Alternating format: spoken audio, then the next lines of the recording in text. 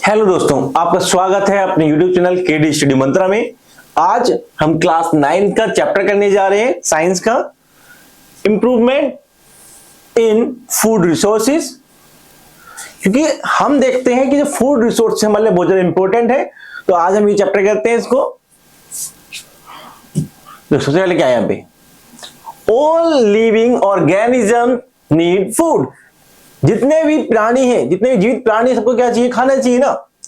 ऐसा कोई भी प्राणी नहीं है जिसको खाना नहीं चाहिए, सबको खाना चाहिए। उसके बाद में food supplies protein, carbohydrate, fat, vitamins and minerals. अब जो हम खाना खा रहे हैं उससे हमें न्यूट्रिएंट्स मिल रहे हैं। वो न्यूट्रिएंट्स क्या है? प्रोटीन है, विटामिन्स है, कार्बोहाइड्रेट है, मिनरल्स है। ये हमें किससे मिल रहे हैं? खाने से ही तो मिल रहे हैं, है ना। उसके बाद में from where do we get this food. लेकिन हमें ये कहां से मिल रहे हैं? हमें ये कहां से मिल रहे हैं? समझो, both plants and animal are major source of food. जो भी हम अपना खाना खाते हैं वो खाना ज्यादातर कहां से आ रहा है? वो या तो आ रहा है प्लांट से आ रहा है, या वो खाना आ रहा है किससे? या वो खाना आ रहा है एनिमल से। आप खा रहे हो, कोई भी आप क्या खा रहे हो? कोई भी आप पोटैटो खा रहे हो, ठीक है, आप खा रहे हो टमाटो खा रहे हो, ये सब बेटा कहां से आ रहा है? प्लांट से आ रहा है। लेकिन मिल्क पी रहे हो, मीट खा रहे हो, वो कहां से आ रहा है बेटा? एनिमल से आ रहा है। तो जो भी हम खाना खा रहे हैं, दो सोर्स है, एक प्लांट है, एक एनिमल है। We obtain must of this food from agriculture and animal husbandry. क्योंकि जो खाना हम खा रहे हैं वो कहां से आ रहा है? एग्रीकल्चर से आ रहा है, या खेती बाड़ी से आ रहा है, कृषि से आ रहा है, या एनिमल हस्बेंड्री, पशुपालन से आ रहा है। क्योंकि हम देखते हैं जो एनिमल हस्बेंड्री है वो भी क्या है? एग्रीकल्चर का ही पार्ट है ना। आगे चलते हैं। Breeding of animal for profit, मतलब पालते हैं ना, हम खेती कर रहे हैं,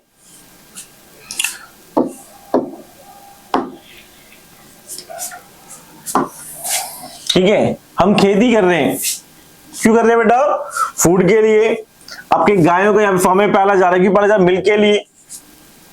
उसके बाद में जो आपकी जो मुर्गियां हैं उनसे क्या है? दो प्रकार की होती है, एक जिसके लिए आप एग के लिए होती है, इसको हम आगे चैप्टर में पढ़ेंगे, और एक क्या होती है? दूसरी क्या होती है? दूसरी आपकी मीट के लिए होती है। दोनों चीजें यहां पे है। India is a very populous country। अगर हम भारत की बात करें, इंडिया की बात करें, तो इंडिया की जनसंख्या क्या है? बहुत ज्यादा है। इंडिया की जनसंख्या बेटा क्या है? बहुत ज्यादा है। देखो कि यहां पर रेल में देखो काफी भीड़ जाती है ना। ये लेकिन इतनी भीड़ जो यहाँ पे रेल में दिख रही है वो रियल में नहीं है, वो दंगे आपके शुरुआत की टाइम की है, लेकिन भीड़ रहती है। Our population is more than 1 billion and it is still growing. मतलब जो हमारी जनसंख्या है, पॉपुलेशन है, वो 1 मिलियन से ज्यादा है। अब तो हम बहुत ही ज्यादा आगे जा चुके हैं, और अब क्या है? अब तो हम वर्ल्ड की नंबर 1 कंट्री में आ चुके हैं पॉपुलेशन में मामले में, है ना। तो जब जनसंख्या सबसे ज्यादा है तो हमें क्या चाहिए? फूड रिसोर्स भी ज्यादा चाहिए, है ना। तो हमें फिर उनकी इंप्रूवमेंट बहुत ज्यादा जरूरी है। क्योंकि क्या है? इंप्रूवमेंट इसलिए जरूरी है कि बेटा कि हमारे जो रिसोर्स है, फूड रिसोर्स है, वो हमें चाहिए। पॉपुलेशन बढ़ रही है, लेकिन क्या जगह बढ़ रही है? क्या बिल्कुल नहीं। तो हमें जो जगह है उसमें इंप्रूवमेंट करके हमें करने, ज्यादा से ज्यादा पैदावार करनी है। आगे, therefore it is necessary to the increase our production for both crops and livestock। तो वही बात है कि हमें क्या करना है? अपना प्रोडक्शन बढ़ाने की जरूरत है। लाइवस्टॉक मतलब क्या होता है? आपका animal. effort to meet food demand by increasing food production have led to some success so far. We have had the green revolution।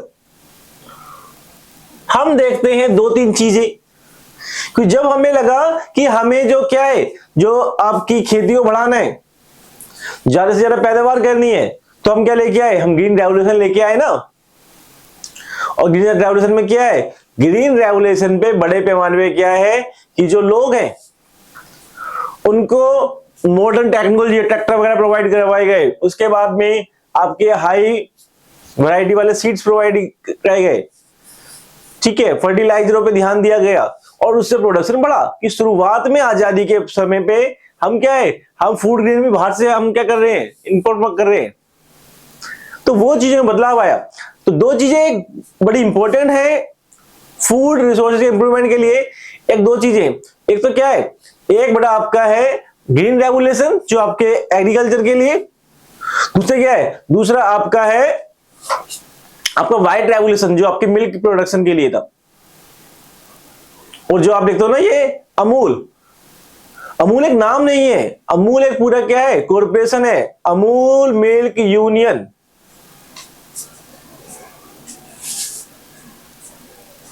है ना। तो ये चीज आपको ध्यान रखनी पड़ेगी।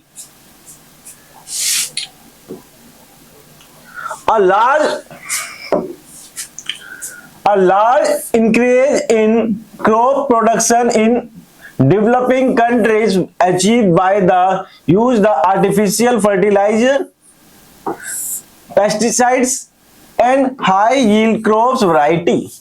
अगर हमें क्या करना है, बढ़ाना है क्रॉप प्रोडक्शन, तो हमें क्या है, अच्छे बीजों का, फर्टिलाइजर का, इन सब का प्रयोग करना पड़ता है। उसके बाद में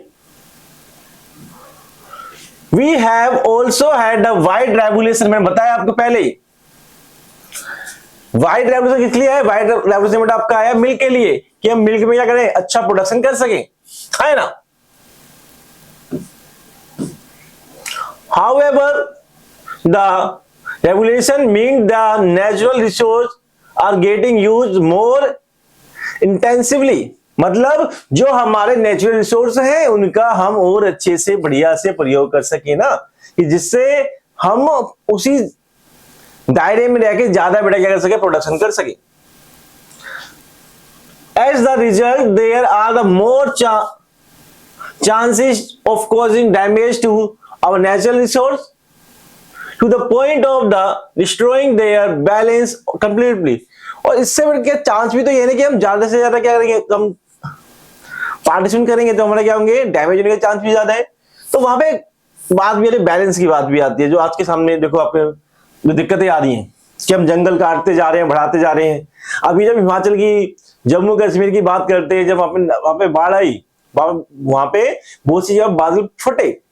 अब दिक्कत क्या है कि जब वहां पे देख रहे हैं पानी में, जब पानी जब बह रहा है, तो वहां पे बहुत सारे कट्टे, जैसे हम देखते हैं पुष्पा मूवी हमने देखी हुई है, पुष्पा मूवी हम देखते हैं कि बड़े पैमाने पे आपके पेड़ होते हैं, कट के जा रहे होते हैं। तो ठीक उसी प्रकार जब देखते हैं कि बड़े पैमाने में पेड़ क्या है, साथ पे कट के जा रहे हैं। तो ये कहीं ना कहीं क्या है, एक दिक्कत का विषय है, जो चीजें हमें समझनी है ना।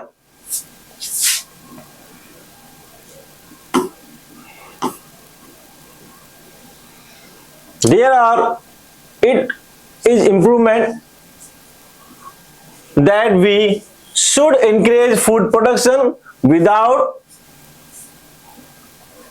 degrading our environment and disturbing the balance। तो हमें विकास भी ऐसा करना है कि हम अपने एनवायरनमेंट को प्रोटेक्ट करते हुए अपने विकास करें, जो बैलेंस है उस बैलेंस को खराब ना करें, बैलेंस हमारा बना रहे और चीजें वो क्या हो, बढ़िया तरीके से आपकी हो पाए, है ना।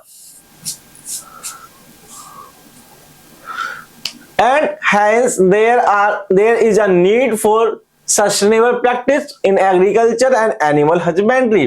तो हमें सतत पोषण की जो चीजें हैं उनका उपयोग करना है, चाहे वो खेती हो, चाहे वो पशुपालन हो, जिसमें क्या हो, एक बैलेंस में हमारा मेंटेन रहे, which can be maintained at the certain level। Improvement in crop yield, कैसे हम इंप्रूवमेंट कर सकते हैं, cereals such the wheat, rice, maize, millet and the sorghum provide us to the carbohydrate for energy. अब देखो ये सब चीजें हमें क्या कर रही है, हमें कार्बोहाइड्रेट प्रोवाइड कर रही है ना। अब कार्बोहाइड्रेट कौन सा न्यूट्रिशन है, कार्बोहाइड्रेट एक एनर्जी गिविंग न्यूट्रिशन है, तो बेटा समय क्या मिलती है, एनर्जी मिलती है। द स्मॉल ग्रेन, ये बाजरा रागी भी है ना, ज्वार भी है। तो ये देखो आपके और भी चीजें जो आप ये दाल वगैरह जो खाते हो, तो इन सब चीजों में ध्यान रखना है। सब्जी वगैरह भी आपकी, vegetable, spices, fruit provide a range of vitamins and minerals, addition small amount of protein, carbohydrate and fat. तो जो इन सब से हमें क्या सब चीजें मिल रही है ना। हमें वेजिटेबल से भी आपके क्या मिल रहे हैं, आपकी बहुत से विटामिन, वेजिटेबल फूड से हमें वेजिटेबल फूड से क्या मिल रहे हैं, आपके विटामिन मिल रहे हैं, मिनरल्स मिल रहे हैं। तो इन सब चीजों हमें सारी चीजें हमें न्यूट्रिएंट्स मिल रहे हैं, तो इन सब का हमें ध्यान भी देना। In addition this food crop fodder crop like the bursine, oats and the southern grass are raised as the food of the livestock। आप जाते हो गांव में देखते हो कि गन्ने की तरह फसल सी होती है, उसको काटा जाता है, वो किसान काटने के बाद में क्या होता है, वो अपने जानवरों को खिलाते हैं। तो ये इस प्रकार की जो फसलें वो किस लिए होती है, वो जानवरों के लिए होती हैं, वो एनिमल्स के लिए होती है। Different crop required a different climate condition. बेटा हर क्रॉप बेटा आपकी हर कंडीशन में हो सकती है, तो अलग अलग कंडीशन की जरूरत है हमें। Temperature and photo period for their growth complete of their cycle. Cycle सबका क्या है, अलग अलग है, सनलाइट सबको अलग अलग चाहिए। Depending on this crop are classified into two types. और इससे बेटा हम जो आपकी क्रॉप्स है उसको दो भागों में बांट सकते हैं। सबसे पहले एक खारिफ क्रॉप्स है आपकी, एक क्या है, राबी क्रॉप्स है। तो जब बात करते हैं किसकी, खारिफ क्रॉप की जब बात करते हैं, समझो क्या है, crop grow in rainy season, मतलब रेनी सीजन में आपकी उगाई जा रही है, और from the month June to October, जून से अक्टूबर। हमारे यहाँ पे जो क्रॉप आपका पैटर्न है वो किस पे वर्क करता है, वो वर्क करता है किस पे, आपके फेस्टिवल पे। आपके अक्टूबर में क्या हुआ, अक्टूबर में आपके जब फसल कटी तो क्या आई, आपकी आई दिवाली, है ना, क्या आई आपकी दिवाली आई। अब वही हम बात करते हैं rabi crops. Crops grow in winter season, इसे विंटर क्रॉप भी कहा जाता है। ये आपकी नवंबर में क्या होती है, बोई जाती है इनके बीज। कब तक, नवंबर से अप्रैल तक,